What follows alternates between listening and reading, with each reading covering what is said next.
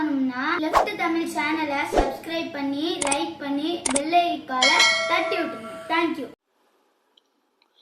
இடது தமிழ் சார்பாக அனைவருக்கும் வணக்கம். ஜனநாயகம் திரைப்படம் வெளியாவதில் சிக்கல். விஜய் பொங்கலுக்கே இந்த படத்தை கொண்டு வரணும்னு முயற்சி பண்ணாரு. ஆனால் சென்சார் போர்டு தலையிட்டு அதற்கு உரிய சென்சார் அனுமதியை கொடுக்கவில்லை. சென்சார் போர்டு மத்திய அரசின் கட்டுப்பாட்டில் உள்ள நிறுவனம்.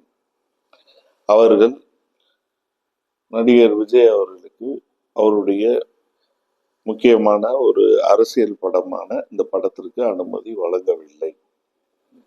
இதனால் அவர்கள் நீதிமன்றத்திற்கு சென்றார்கள். உயர்நீதிமன்றத்திற்கு. உயர்நீதிமன்றம் உத்தரவு கொடுத்துருச்சு, சென்சார் சர்டிஃபிகேட் கொடுத்துருங்க அப்படின்னு சொல்லி.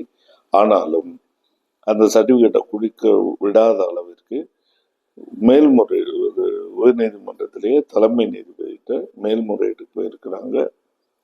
அந்த தீர்ப்பு நாளைக்கு காத்திருக்கு. ரைட்டு. இது ஏன் மத்திய அரசு இந்த தடையை போடுறாங்க?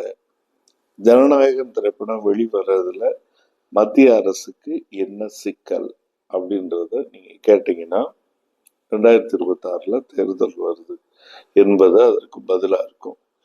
இது ஒரு விஷயம். அது மட்டும் இல்லை, வர ஜனவரி 12 திரு விஜய் அவர்களை டெல்லியில் அந்த கரூரில் 41 பேர் பலியான சம்பவத்திற்காக விசாரணைக்கு வர சொல்லி இருக்கிறார்கள்.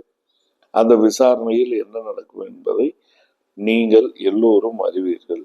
அரசியல் தெரிஞ்சவங்க தெளிவா தெரியும் என்ன நடக்கும், என்ன பேச்சுவார்த்தை நடக்கும், எதுக்கு அவங்க கூப்பிட்டுருக்காங்க, எல்லாமே தெரியும்.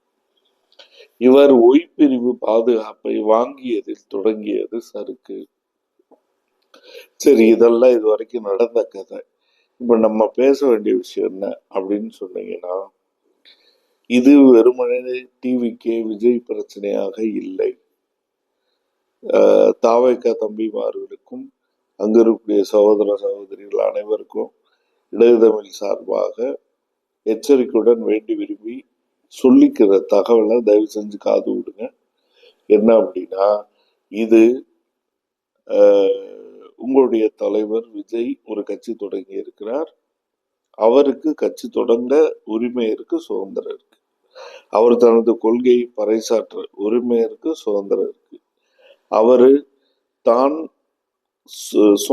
சுமந்த கொள்கையை கொண்டு அரசுக்கு பதவிக்கு போட்டியிட அதிகாரத்திற்கு வர உரிமை இருக்கு. அதிகாரத்திற்கு வந்து தான் சிந்தித்த தான் விரும்பிய கொள்கைப்படி இந்த தமிழ்நாட்டை ஆட்சி செய்வதற்கு உரிமை இருக்கு. ஆனா நாடு உங்க நாடா இருக்கலாம், மொழி உங்க மொழியா இருக்கலாம், மக்கள் உங்க மக்களா இருக்கலாம். ஆனா என்ன இனிமேல் அதிகாரம் எங்களுடையதாக இருக்கும் என்பதுதான் இன்னைக்கு நடக்கக்கூடிய தலையீடுகள் எல்லாமே காட்டுது. நீங்க யாரா வேணா இருந்துட்டு போங்க, அதுவும் இந்தியாவுல எந்த மாநிலமா வேணா இருந்துட்டு போங்க, அதிகாரம் எங்களுடையதாக நடக்கும். இதற்கு இப்படிப்பட்ட ஒரு சவாலுக்கு தமிழ்நாட்டை நோக்கிய சவால் இது, தமிழ் மக்களை நோக்கிய சவால் இது, தமிழர்கள் சம்பாதித்து வைத்திருக்கிற ஜனநாயக உரிமைகள், போராடி பெற்ற அரசியல் சாசன உரிமைகள், இது எல்லாத்திற்கும் விடுக்கப்பட்டிருக்க சவால் இது. இது வெறுமனே விஜய்க்கும் தாவேகா கட்சிக்கும் அதன் தொண்டர்களுக்கும் விடுக்கப்பட்ட சவாலாக யாரு பார்த்தாலும் நான் அதை தப்புன்னு சொல்லுவேன். நடந்திருக்கிற விஷயம், விடப்பட்டிருக்கிற சவால் தமிழ்நாட்டிற்கு எதிரானது, தமிழ் மக்களுக்கு எதிரானது. அந்த சவாலுக்கு ஆதரவாக இங்கே கையை உறக்க உயர்த்தி கூவக்கூடிய சில புரோக்கர்கள் செயல்படுகிறார்கள். அவர்களுக்கு ஆதரவாக இங்கே பல ரூபங்களில் சாதியவாத குழுக்கள் கையூட்டு பெற்றுக்கொண்டு இங்கே வேலை செய்கிறார்கள். அவர்கள் ஆன்மீகத்தை சொல்லி அதிகாரத்திற்கு இடம் பிடித்து கொடுக்கிறார்கள். அதிகார தரகு வேலை செய்வதற்கு ஆன்மீகத்தை துருப்புச்சீட்டாக பயன்படுத்துகிறார்கள். எனவே தமிழா விழிப்புகொள், தமிழர்களை விழிப்பு கொள்ளுங்கள். அனைவரும் விழிப்பாக இருக்குங்கள். தமிழ்நாட்டில் 8 கோடி பேர் இருந்தோம்னா 8 கோடி பேரும் ஒண்ணா நிக்க வேண்டிய ஒரு சூழ்நிலை வந்துருச்சு. நான் இதைத்தான் வலியுறுத்த விரும்புறேன். நீங்க இந்த கட்சிக்காரரா இருங்க, எதுவா வேணா இருங்க, இந்த ஆபத்தை உங்களால் குறிப்பால் உணர வேண்டும், உணர தெரியணும் உங்களுக்கு. இது விஜய்க்கு எதிரான பிரச்சனை இல்ல. ஒரு அரசியல் கட்சியை தொடங்கி தனது கொள்கைகளை, லட்சியங்களை இந்த தமிழ்நாட்டில் செயல்படுத்தணும்னு விரும்பின ஒரு தமிழ்நாட்டு குடிமகனுக்கு நேர்ந்த நிலைமை இது. ஒரு தமிழ்நாட்டில் அவருக்கு நடிகரா இருந்துட்டு போறாரு, யாரா இருந்துட்டு போறாரு, அதெல்லாம் அடுத்த பேச்சு. நீங்க யாரா இருந்தாலும் கட்சி தொடங்கி மக்கள் செல்வாக்கை பெற்றால் உங்களுடைய முடிவு இது என்பது செய்தி. இதற்கு அஞ்சி சமரசம் செய்து கொண்டு இங்க இருக்கிற முஸ்லிம் இந்து இல்ல, கிறிஸ்தவர்கள் இந்து இல்ல, அருந்ததியருக்கு எனக்கு சம்பந்தம் இல்லை, கோவில் கார்த்திகை தீபம் ஏத்துனா ஏத்திக்கிறட்டும், இப்படி எல்லாம் பேசி திரிகிற சீமான் போன்ற தமிழ்நாட்டையும் தமிழ் மக்களையும் விட்டு தின்கிற ஆட்கள் பற்றி நமக்கு கவலை இல்லை. தமிழ்நாட்டில் பிறந்து தமிழர்கள் என்று தம்மையும் பேர் சொல்லி அழைத்து கொண்டு வடவர்களுக்கு தமிழ்நாட்டை காட்டி கொடுக்கக்கூடிய பச்சை அயோக்கியர்கள், அந்த கட்சியில் இருக்கக்கூடியவர்கள் பற்றியே நமக்கு கவலை இல்லை.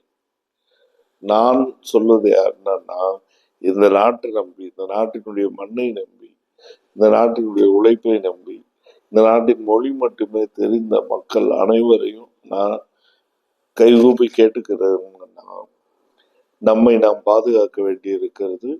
நமது தலைமுறைகளையும் நமது சந்ததிகளையும் பாதுகாக்க வேண்டி இருக்கிறது.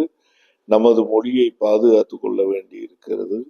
நாம் இதுவரைக்கும் உருவாக்கிய வர்த்தகம், தொழில், வளர்ச்சி எல்லாத்தையும் நம்ம கையில இறுக்கி பிடிச்சு பாதுகாக்க வேண்டியிருக்கு. இதை எல்லாவற்றையும் மொத்தமாக சிதைக்க வடக்கே இருந்து குரங்குகள் வருகின்றன. அவைகள் ஆன்மீக வேடமிட்டு வருகின்றன, இந்துவின் பெயரால் வருகின்றன. எச்சரிக்கையா இருங்க, எச்சரிக்கையாக இருங்கள், எச்சரிக்கையாக இருங்கள். 8 கோடி தமிழர்களும் ஒன்றுபட வேண்டிய நேரம் இது. அவர்கள் ஜெயலலிதாவை அழித்தார்கள், அதிமுகவை சுக்காக்கி விட்டார்கள். இன்று அதிமுகவை பாதி சதையை அவர்கள் கேட்கிறார்கள், தொகுதி பாதிக்கு பாதி அவர்கள் கேட்கிறார்கள். நாளைக்கு அதிகாரத்தில் முழுமையாக அவர்களிடமிருந்து எல்லா எம்எல்ஏக்களையும் விலைக்கு வாங்கி அவர்களை எதிர்கட்சிக்கு வந்து விடுவார்கள். எனவே ஆபத்து மிக நெருக்கமாக சூழ்ந்திருக்கிறது. 8 கோடி தமிழர்களும் ஒன்றுபட வேண்டிய தருணம் இது. இது விஜய்க்கு சூழ்ந்த ஆபத்து மட்டுமல்ல, இங்கே செல்வாக்கடையக்கூடிய அனைத்து கட்சிகளுக்கும் எதிர்காலத்தில் என்ன நடக்கும் என்பதற்கு ஒரு வெளிப்படையான எடுத்துக்காட்டு. எனவே மிக முக்கியமாக தாவேகாவில் இருக்கக்கூடிய தம்பிமார்கள், உங்களுடைய எதிரி யார் என்பதை நீங்கள் தெளிவுபடுத்தி புரிந்து கொள்ள வேண்டிய தருணம் இது. அந்த எதிரிக்கு எதிராக நீங்கள் என்ன செய்ய போகிறீர்கள் என்பது உங்களுடைய மனசாட்சிக்கு நான் விட்டு விடுகிறேன். நான் யாரையும் கைகாட்ட விரும்பல, உங்களை யாரையும் ஆதரிக்க சொல்லல. என்னுடைய ஆதரவு என்பது உங்களுக்கு தெரிந்திருக்கலாம், அது உங்களுக்கு தேவையில்லை.